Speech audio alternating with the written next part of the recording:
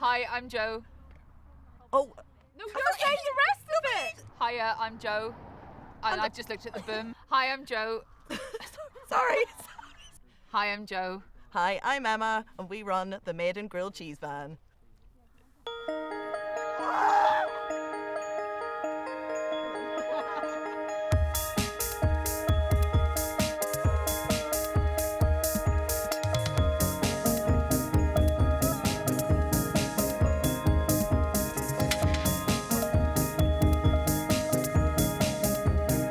Yeah, I've known Joe for 30 years.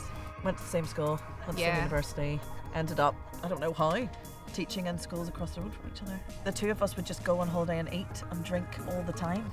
That sort of, as a result, meant we were always hatching plans to not be teachers anymore. I mean, I was in one school for 10 years. You just see your seat in the corner kind of thing and go, okay, right, well, that's going to be me in the staff room unless I do something about it right now. Yeah. So it just kind of had an urgency to it, I suppose. And just thought, well, if you're willing to do it, let's go for it. It's easier to be brave when there are two of you.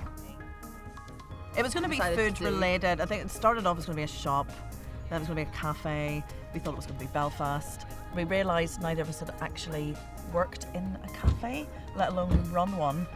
You always had the little food truck idea. You thought, nah, that is like really sad. You used to engage, like she said, I'm not spending that amount of time in a tiny space with you. Yeah, now look what's happened. You had to move back in with your mum. I moved in with mum and dad there. And I was just looking out going, where do people go? Like, if you just want a coffee or something, if you don't want to sit in somewhere around the causeway, and there looked like all these little lost people walking along the road. I thought, why don't we just stick something in the field? I had to ask mum and dad. They were like, yeah, totally, whatever you want. And then we sort of, without thinking of the logistics of it all, got really, okay, let's do that. Obsessed with finding the van, but hadn't thought through maybe anything else whatsoever. How you power it, how you get water to it, how you we didn't even know we would cook in it.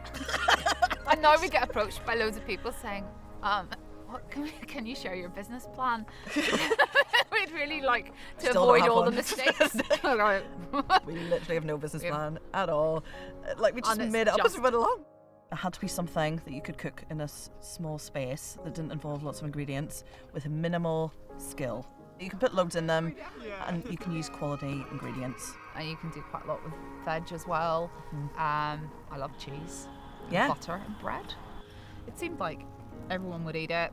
I really like them in America. We spent quite a lot of summers sort of travelling around there, and there are loads of places serving it, but it's always with that like plasticky orange stuff, which has its own appeal. I get it, and I thought we could do a really good Irish version of it.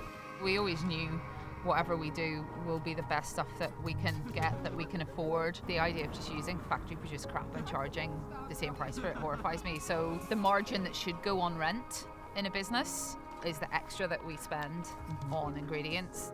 So Emma does anything that's actually got technical skill. I do pickles, sauce, marshmallow, and that sort of stuff. No, I just learned, just looked it up and worked out the best recipe through trial and error. All that piping of the hot chocolate, like that came later, but I was just like dolloping a bit in and then trying to set fire to it in some sort of way.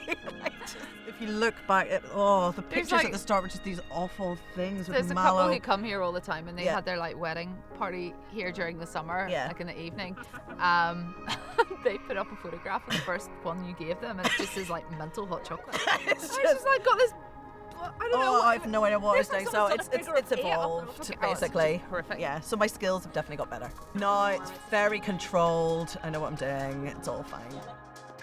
It started off as Meg, so the M and then the Ash and the G, which means strength, and it was in. I got it from Beowulf.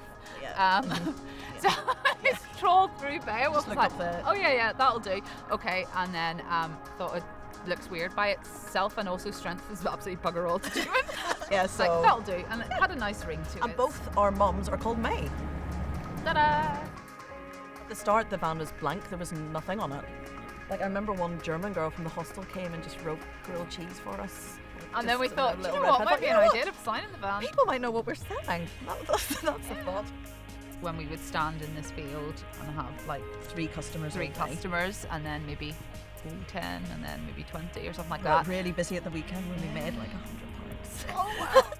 We bought chairs and put them in there, and we thought, oh, we'll sit down in between customers and like I can read. I haven't actually thought about making money. The customers are what I love. Like they're wee faces and they're also friendly. Like we get a really quality customer. Like yeah, we do.